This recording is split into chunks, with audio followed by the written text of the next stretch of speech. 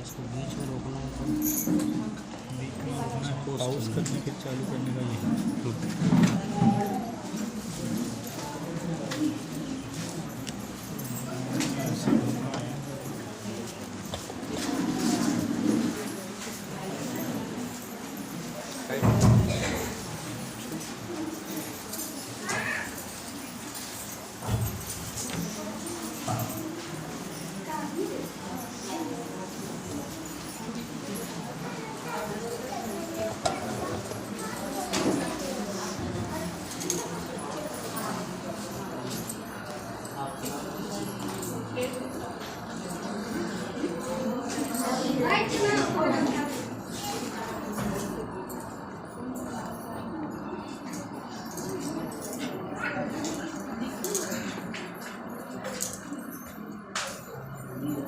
भारत माता की जय। भारत माता की जय।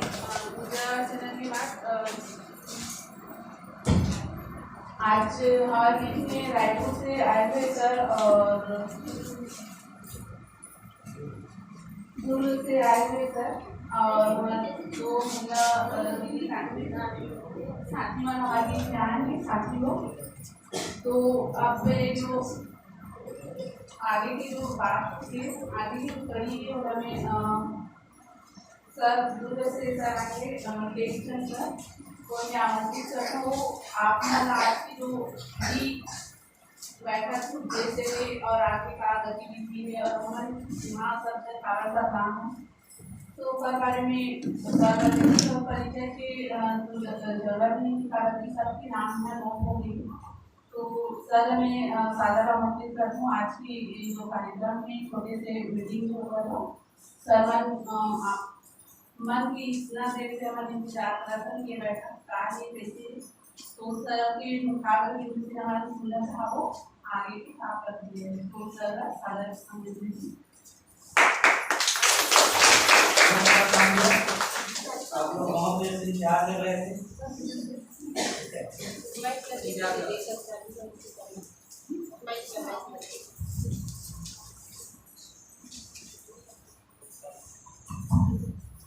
हेलो हेलो रजत सर जी आगे की कार्रवाई को अच्छे से आप लोग को बताएंगे। रजत सर को आमंत्रित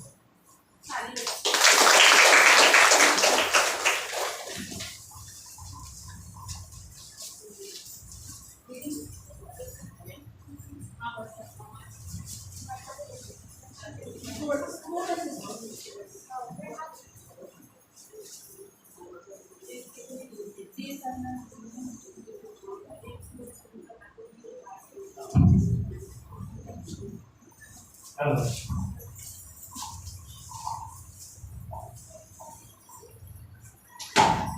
आवाज अगर कान में लगने लग जाए तो बोल देना क्योंकि मैं तेज बोलता हूँ। ठीक है। अच्छा एक चीज ये है कि मुझे छत्तीसगढ़ी लैंग्वेज समझ में तो आती है लेकिन मैं बोल नहीं पाता हूँ तो हिंदी बात करूंगा हिंदी में बोलूंगा सब समझ जाओगे। ऐसा तो नहीं है कि आप लोग हिंदी नहीं समझते हो छत्तीसगढ़ी सब समझते हो।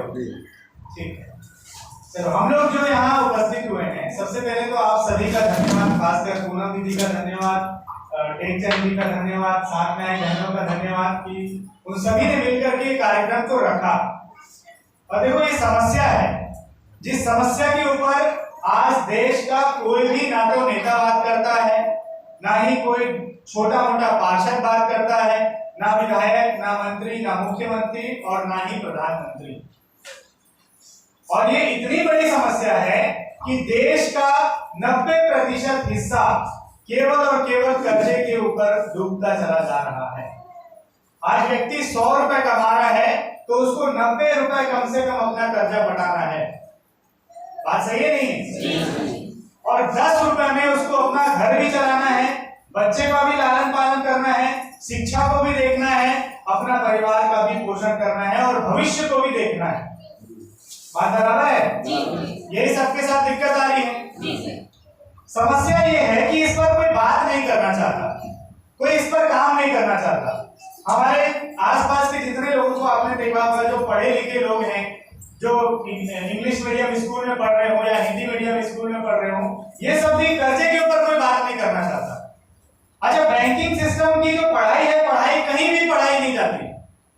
पूरे देश में इकोनॉमिक्स पढ़ाया जाता है। इकोनॉमिक्स एक सब्जेक्ट होता है, एक विषय होता है, अर्थशास्त्र। उस अर्थशास्त्र में सारा वित्तीय व्यवस्था को समझाया जाता है, लेकिन कर्जे के बारे में बताया ही नहीं जाता।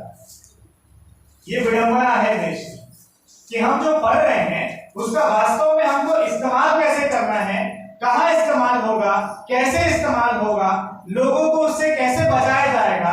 क्योंकि देखो, मेरा मानना यह है कि पढ़ा लिखा होने का मतलब ही तब है कि जब कोई पढ़ा लिखा व्यक्ति अनपढ़ व्यक्ति के साथ न्याय के लिए खड़ा रहे, तभी उसकी पढ़ाई जायज है। वरना वो पढ़ाई करके विदेश में चला जाए, कोई मंत्री बन जाए, कोई नेता बन जाए, कोई कुछ बन जाए, और अपने समाज के लोगों का उत्थान के लिए यदि वो व्यक्ति काम न कर पाए, तो वो व्यक्ति मेरी नजर में तो पढ़ा लिखा नहीं है। क्योंकि जब हम ग्रो कर रहे होते हैं, जब हम ऊपर बढ़ रहे होते हैं, तो ये जो समाज है, ये समाज की वजह से ही हम ऊपर बैठे हैं। हम यदि पढ़े लिखे लोगों के साथ हम उठना बैठना शुरू करेंगे, तब हमारी पढ़ाई लिखाई अच्छी होगी। यदि हम गांजा बेचने वाले, दारू बेचने वाले, या ऐसे जो असामाजिक तत्व हैं, उन लोगों के साथ मिलजुल करके काम करेंगे, तो हम भी उसी दिशा में जाएंगे। बात बराबर है? समाज को वैसे ही लोग मिलते हैं जैसा समाज खुद लोगों को परोसता है। यदि हम समाज में गंदे लोगों को परोसेंगे, तो हमको भविष्य में गंदगी ही मिलेगी। जैसा फल बोया जाएगा वैसे ही, जैसा बीज बोया जाएगा वैसे ही फल मिलेंगे। दिक्कत यह है कि जितनी बैंकिंग व्यवस्था है, वो सारी बैंकिंग व्यवस्था, आप इसको ध्यान से समझना, सुनना, कोशिश करना, समझ में आए। नहीं आएगा तो फिर पूछना, पूछोगे तो भी मैं बता दूंगा। ठीक है? देखो, बैंकिंग व्यवस्था के ऊपर आते हैं। सबसे पहले अंग्रेजों ने ये बैंकिंग व्यवस्था को लाई। हमारा जो समाज है ना, बैंक के भरोसे कभी नहीं रहा। बार्टर सिस्टम चलता था। बार्टर सिस्टम मतलब मेरे पास गेहूं है, आपके पास चावल है, मेरे से गेहूं लो, आप अपना चावल दो। कोई दर्जी रहता था, वो कपड़ा सिलने का काम करता था, तो उसके पास जो कपड़ा सिलाने आते थे वो अपने घर का राशन लेकर के आते थे, और तब वो अपना कपड़ा सिलता था, दूसरों का कपड़ा, कपड़े के बदले राशन मिला। देखो, जो पैसा जो है, मनी जो है, वो इस्तेमाल कब हुआ? वो केवल साधन है, मनी साध्य नहीं है। साधन और साध्य का मतलब क्या होता है? साधन वो चीज होती है जिससे किसी चीज को हम पाते हैं। जैसे मान लो आपकी कोई समस्या है, अब उस समस्या को आपको समाधान पाना है। आप सभी लोग को समस्या का समाधान पाना है ना, तो जो साध्य है वो है आपका समाधान। जो बीच में आया, जैसे मैं आया, मैं आकर के आपको कुछ बता रहा हूं, तो मैं साधन हूं, आपकी समस्या का समाधान नहीं हूं। मैं आपकी समस्या के लिए केवल साधन का काम कर रहा हूं, जिस साधन के बदले में आपको हो सकता है समस्या का समाधान मिल जाए, जिस समस्या से आप जूझ रहे होंगे। तो वैसी जो पैसा है, वो पैसा केवल और केवल साधन है, साध्य नहीं है। किसी व्यक्ति को यदि भूख लगती थी पहले, तो जब पैसे नहीं होते तो क्या वो भूखा मर जाता था? क्या नहीं मरता था। कोई दर्जी है या मकान बनाने वाला व्यक्ति है, तो जब पैसे का खेत इसमें था ही नहीं, तो क्या मकान नहीं बनते थे? क्या हमारे मकान बन जाते थे उस समय भी। भूखे पेट हम कभी नहीं रहे, पैसा था तो भी, पैसा नहीं था तो भी, क्योंकि हमने अपनी चीजों, अपनी जो व्यवस्था है, हमने अपनी व्यवस्था को खुद से ही बनाया, समाज को देख करके बनाया। समाज में यदि कोई दर्जी का काम कर रहा है, तो कोई कंस्ट्रक्शन का भी काम कर रहा है, कोई मैकेनिक का भी काम कर रहा है, कोई टीचर का भी काम कर रहा है, तो ऐसे मिलजुल करके समाज की परिकल्पना करी गई थी। आज क्या है? आज सब लोग एक चीज के पीछे चले गए। क्या है वो चीज? पैसा। क्यों? क्योंकि लोगों ने या समाज ने पैसे की महत्व को बढ़ा दिया। इतना महत्व को बढ़ा दिया कि हम अपने ही समाज के लोगों को भूलते चले गए, हम अपने ही भाइयों से लड़ते चले गए, अपने ही परिवार से टूट फूट करते चले गए। अच्छा, आपके पूर्वज जो होंगे, उससे जब आप जानकारी इकट्ठा करोगे, तो पूर्वज लोग में लड़ाइयां कम होंगी। बड़े बड़े परिवार वाले एक साथ मिलजुल करके रहते थे, 12 लोग 15 लोग, ऐसा रहते थे? नहीं रहते थे। उस समय पैसा भी नहीं चलता था। अभी क्या हुआ? जब से पैसे को हमने महत्व देना शुरू किया, तब से परिवार टूटने लगे। तब से समाज में शोषण होने लगा, तब से लोग एक दूसरे के साथ गड़बड़ करने लग गए, क्योंकि सब केवल और केवल पैसा कमाने में लगे। जो हमारे देश की अर्थव्यवस्था थी एक दूसरे का साथ देने की, कोई दर्जी है या कोई दूसरा काम कर रहा है तो उस व्यक्ति का हम साथ देते थे एक दूसरे का, तो हम क्या कर रहे हैं, पैसा कमाने में लग गए। साथ मिले चाहे ना मिले, हमको पैसा कमाना है, ये हमारा उद्देश्य हो गया। इसी वजह से देश का डाउनफॉल होने लगा। और बैंकिंग का जो इतिहास है वो इतिहास अंग्रेजों के समय का है। सबसे पहला भारत देश में जो बैंक बना था उसका नाम था bank of Madras. Bank of Madras को आगे चलते जैसे मॉडिफाई करते हैं ना, हम अपने आप को अपडेट करते हैं। पहले धोती कुर्ता पहनते थे, उसके बाद शर्ट पैंट पहनने लग गए, उसके बाद जींस पहनने लग गए, तो वैसे ही उन लोगों ने अपडेट किया अपने आप को और बैंक ऑफ मद्रास का नाम बदल करके हो गया imperial bank of India. Imperial bank of India का आगे चल के नाम बना भारतीय स्टेट बैंक, जो आज की डेट में काम कर रहा है। ज्यादातर लोग भारतीय स्टेट बैंक के ग्राहक हैं। अच्छा, देश को कभी भी लूटा जाता है तो बैंकों के माध्यम से ही लूटा जाता है। कैसे लूटा जाएगा? कर्जदार बनाकर कर्जे में डाल दो। किसी व्यक्ति की हैसियत नहीं है 100 रुपए देने की, इतना कर्जा दे दो कि वो 200 रुपए पटाने में मजबूर हो जाए, तो वो डूबेगा कि नहीं डूबेगा? मान लो मेरी अगर हैसियत नहीं है, 1 लाख रुपए साल का मैं नहीं कमा सकता हूं, तो क्या मैं 2 लाख रुपए साल का पटा सकता हूं? नहीं पटा सकता। बैंकों ने यही काम किया। जो व्यक्ति की स्थिति नहीं है देने की, आप सब कर्जे में डूबे हुए हो। अच्छा, बैंक जब भी कर्जा देता है तो सब चीजें देखता है, सबकी स्थिति देखता है। आपसे डॉक्यूमेंट मांगा होगा बैंक ने, आधार कार्ड मांगा होगा, पैन कार्ड मांगा होगा, जो बैंक का जो पासबुक है पासबुक मांगा होगा, उसने चेक किया आप दे पाएंगे कि नहीं, कितना ट्रांजैक्शन होता है, और उसके बाद क्या हुआ, उसने उसी आधार पे कर्जा दिया। अब दे दिया, बैंकों को पता है कि लोगों की आर्थिक स्थिति कमजोर होगी ही होगी, क्योंकि आप में से जब कोई पढ़ा लिखा व्यक्ति हो तो वो केवल एक चीज सर्च करना आरबीआई में कि कितना रुपए आरबीआई ने छापा है। जैसे मान लो किसी देश, मान लो हम इस कमरे में बंद हैं और ये एक देश है, इस देश में यदि 100 रुपए छापने का जो अधिकार है वो मेरे को मिला, केवल मैं रुपए या नोट या सिक्के जो भी है वो छाप सकता हूं, और मैंने छापा 100 रुपया। मान लेते हैं आप लोग 50 लोग हो टोटल, तो मान लो मैं बांटूंगा बराबर बराबर, तो कितना रुपए बांट सकता हूं? एक आदमी को कितना रुपए दे सकता हूं? 100 रुपए मैंने छापा है, 50 लोग हो आप लोग, मैं ही छाप सकता हूं, तो मैं मान लो बराबर भी बांट दूंगा, तो कितना रुपए मैक्सिमम बांट सकता हूं? 2 रुपए। 2 रुपए प्रति व्यक्ति मैक्सिमम बांट सकता हूं। अच्छा, मैं 3 रुपए प्रति व्यक्ति बांट सकता हूं क्या? नहीं बांट सकता। क्यों नहीं बांट सकता? क्योंकि मेरे पास पैसे है ही नहीं। अच्छा, मान लो मैं आपको ऐसा कर दूं कि चलो 2 रुपया आप ले लो और 2 के बदले मेरे को 3 रुपए देना वापस। मेरे पास मैंने 100 रुपए छापा, 100 रुपए छाप करके 50 लोगों को दे दिया और 2-2 रुपए दिया सबको, और सबको बोला कि इसका ब्याज मेरे को 3 रुपए मिलना चाहिए। तो क्या करोगे आप लोग, पहले ये बताओ, कैसे लाओगे? 2-2 रुपए सबके पास है। अच्छा, लेकिन ये सबको नहीं पता कि केवल मार्केट में 100 ही रुपए। मार्केट में 100 रुपए किसको पता है? केवल मेरे को। क्यों पता है? क्योंकि मैंने ही छापा है। मार्केट के लोगों को पता ही नहीं है कि कितना रुपए है। सबको लग रहा है पैसा तो है, पैसा तो है, पैसा तो है, पैसा तो है। अब 2 रुपए का 3 रुपए आदमी करने के लिए क्या करेगा? अपने पड़ोसी से कंपटीशन करेगा। पड़ोसी से कंपटीशन कैसे करेगा? आप उसके पास 2 रुपए है तो वो 3 रुपए अपना चुकाने के लिए दूसरे का हक छीनेगा। छीनेगा नहीं छीनेगा? तो दूसरे का जो हक छीनेगा उसके पास 3 रुपए तो आ जाएगा, लेकिन जो अंतिम व्यक्ति है वो क्या करेगा?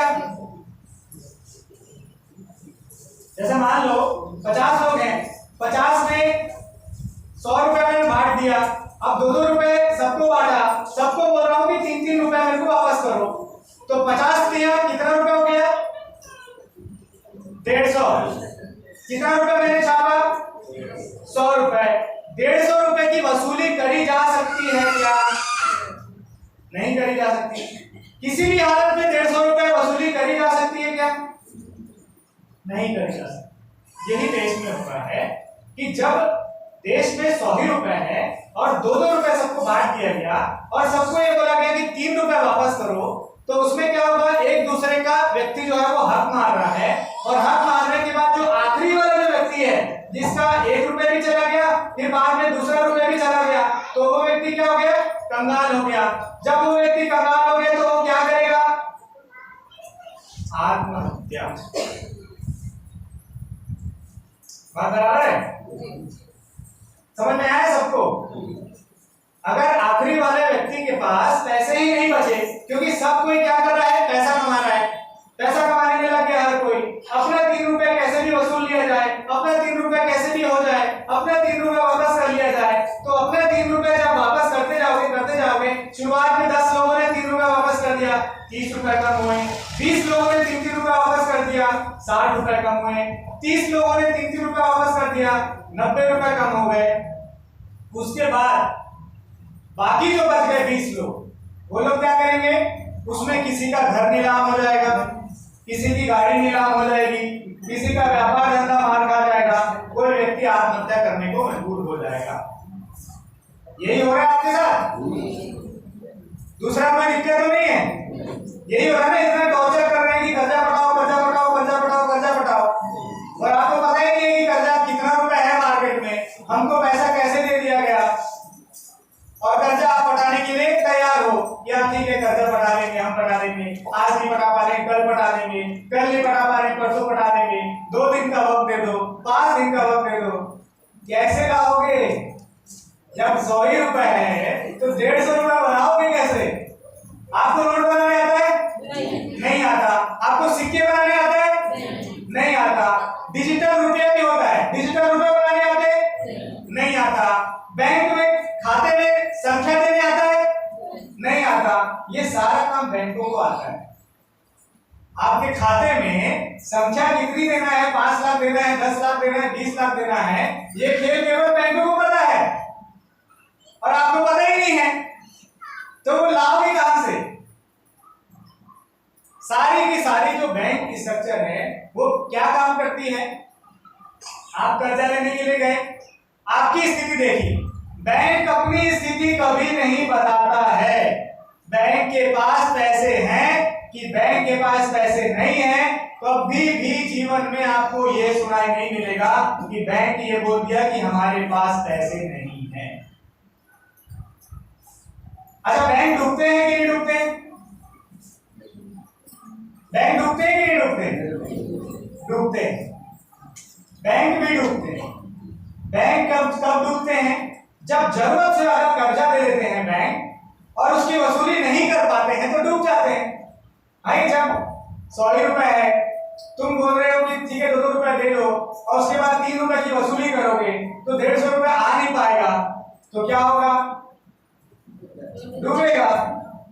और डूब करके अभी स्ट्रक्चर ऐसा चल रहा है कि पहले एक बैंक डूब रहा था, अब एक साथ 2 बैंक डूबेंगे, अब एक साथ 3 बैंक डूबेंगे, फिर डूबते डूबते वाले बैंकों को क्लब कर दिया जाएगा, 3 बैंकों को मिला करके एक बैंक बना दिया जाएगा, 5 बैंकों को मिला करके एक बैंक बना दिया जाएगा, फिर 3 बैंक डूबे तो एक बैंक बना, दूसरे 3 बैंक डूबे एक बैंक बना, तीसरे 3 बैंक डूबे तो एक बैंक बना, फिर ये तीनों मिलकर के एक बैंक बना लेंगे।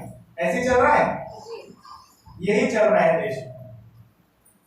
वो लोग पैसा इतना ज्यादा दे रहे हैं कि इसकी वसूली हो ही नहीं सकती। आप कितना भी कमा लोगे, जब 100 रुपए मार्केट में है, तुम्हारा लोग बड़ी से बड़ी मेहनत कर लिए, आप दिन रात मेहनत कर दिए, 24 घंटे मेहनत कर दिए, अपना जमीन बेच के कुछ भी काम धंधा करके मेहनत कर दिए, 150 रुपए ला पाओगे क्या? नहीं ला पाओगे। अच्छा, नकली नोट बनाओगे तो आपको जेल होगी कि नहीं होगी? हो जाएगी। अच्छा, नकली सिक्के छाप दोगे तो जेल होगी कि नहीं होगी? होगी। नकली फर्जी कुछ भी काम कर दोगे तो आपको जेल होगी कि नहीं होगी?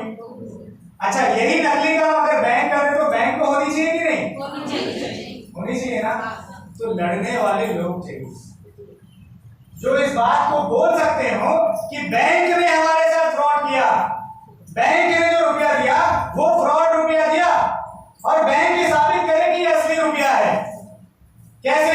आप जब लोन लेने के लिए गए तो आपके खाते में बैंक ने संख्या दिया कि आपको नोट दिए कि आपको सिक्के दिए, ये बात बताओ। संख्या दिया, खाते में संख्या दिया। अच्छा, भारत की जो मुद्रा है, भारत की मुद्रा मतलब जो चलन में जो साधन है, साधन में समझा रही है ना, साधन क्या होता है?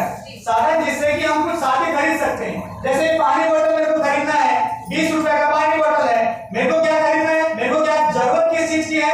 जरूरत पानी बोतल की है, जरूरत पैसे की नहीं है। जरूरत मुझे पानी बोतल की है, लेकिन पैसा एक साधन है जिससे ये पानी बोतल मैं खरीद सकता हूँ। तो क्या हो गया? तो बैंक ने आपको ये साधन दिया ना, साधन तो नहीं दिया। अच्छा, साधन जो है इसको बोला जाता है भारतीय मुद्रा। जो करेंसी होती है उसको बोला जाता है भारतीय मुद्रा। ठीक है? अब जब भारतीय जो मुद्रा होती है वो 3 प्रकार की होती है। भारत की जो मुद्रा होती है, क्या हो गया? डिस्टर्बेंस हो गया क्या? आने तो बैठे आ जाओ, बैंक वालों भाई साहब भी आ जाओ, कोई दिक्कत नहीं है। भारत की जो मुद्रा होती है वो 3 तरह की मुद्रा होती है। पहला होता है बैंक नोट, दूसरा होता है सिक्के, और तीसरा होता है ई रुपया। आरबीआई जानते हैं? आरबीआई क्या होता है? भारतीय रिजर्व बैंक क्या होता है? भारतीय रिजर्व बैंक जो होता है वो सभी को कंट्रोल करने की व्यवस्था है, जितने बैंकिंग सिस्टम है। समझ रहे हो? ध्यान दो, सुनो, जब ध्यान दोगे तभी आगे कुछ काम कर पाओगे। ठीक है? तो ध्यान से सुनना। जो भारतीय रिजर्व बैंक होती है वो भारतीय रिजर्व बैंक क्या करती है? भारत में जितने बैंक है, भारत में जितने एनबीएफसी है, भारत में जितने लोन एप्लीकेशन है, भारत में जितने कर्ज देने वाली जितनी संस्थाएं हैं, वो सारी संस्थाओं को कंट्रोल करती है भारतीय रिजर्व बैंक। अच्छा, भारतीय रिजर्व बैंक ही भारत की मुद्रा को छाप सकती है। भारत की मुद्रा है केवल 3 प्रकार की। भारत की मुद्रा में आता है बैंक नोट, भारत की मुद्रा में आता है सिक्के, और भारत की मुद्रा में आता है ई रुपया। ये समझ में आया? अच्छा, भारतीय रिजर्व बैंक की जो वेबसाइट है, वेबसाइट कोई अगर चलाना नहीं आता होगा तो अपने हस्बैंड से या घर में जो बच्चे होंगे उनसे पूछना। तो जब वेबसाइट को खंगालेंगे तो पता चलेगा कि भारतीय रिजर्व बैंक ने आज तक कितनी मुद्राएं छापी है। ठीक है?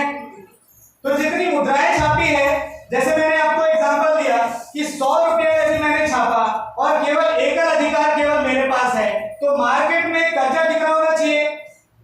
100 रुपया। 100 रुपए से ज्यादा यदि कर्जा मार्केट में बांटा गया, इसका मतलब वो कौन सा रुपया हो गया? नकली रुपया। क्योंकि असली रुपया मैंने छापा, असली रुपया केवल 100 रुपया छापा, और 100 रुपया छाप कर यदि मैं 150 रुपया मार्केट में चला दूं तो 50 रुपया कौन सा हो गया? नकली रुपया। तो आरबीआई ने जो नोट छापा है, आरबीआई के पास जो सिक्के का डाटा है, आरबीआई के पास जो ई रुपये का डाटा है, वो टोटल आता है 35.11 लाख करोड़ रुपए। बात बराबर है? 35.11 लाख करोड़ रुपए। अब जब आरबीआई ने नोट इतने छापे, सिक्के इतने छापे, ई रुपया इतना छापा, तो मैक्सिमम कर्जा कितना होना चाहिए देश के नागरिकों के ऊपर? कितना छापा आरबीआई ने? 35.11 लाख करोड़ रुपए। तो कर्जा कितना होना चाहिए? 35.11 लाख करोड़ रुपए के ऊपर जितना कर्जा है वो कौन सा कर्जा हो गया? नकली। क्योंकि असली किसके पास है? आरबीआई के पास। असली का डाटा कौन सा है? असली का डाटा है बैंक नोट, असली का डाटा है सिक्के, असली का डाटा है ई रुपया। और ये तीनों में से कोई भी चीज किसी भी नागरिक को नहीं दी गई। बात बराबर है? आपके बैंक में क्या दिया? आपके खाते में संख्या, बराबर है? वो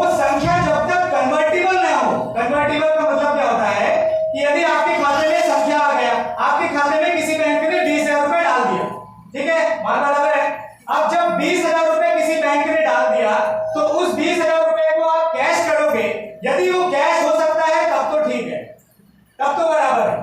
और यदि वो कैश नहीं हो पाए, इसका मतलब वो कौन सा रुपया हो गया? नकली। तो जो कैश हो सकता है, कैश हो सकता है, या जिससे नोट निकल सकते हैं, या जो सिक्के निकल सकते हैं, या जो ई रुपये निकल सकते हैं, वो पूरे देश में कितना है? 35.11 लाख करोड़ रुपए। इसका मतलब यदि बैंक ने आपको खाते में 20,000 रुपए दिया, या 50,000 रुपए दिया, या 1 लाख रुपए दिया, और सबका खाता यदि खंगाला गया, सबके खाते खंगालने के बाद ये पता चला कि बैंक ने जो 35.11 लाख करोड़ रुपए है, उससे कम जो है वो कर्जा दिया है, तब तो बात बराबर है।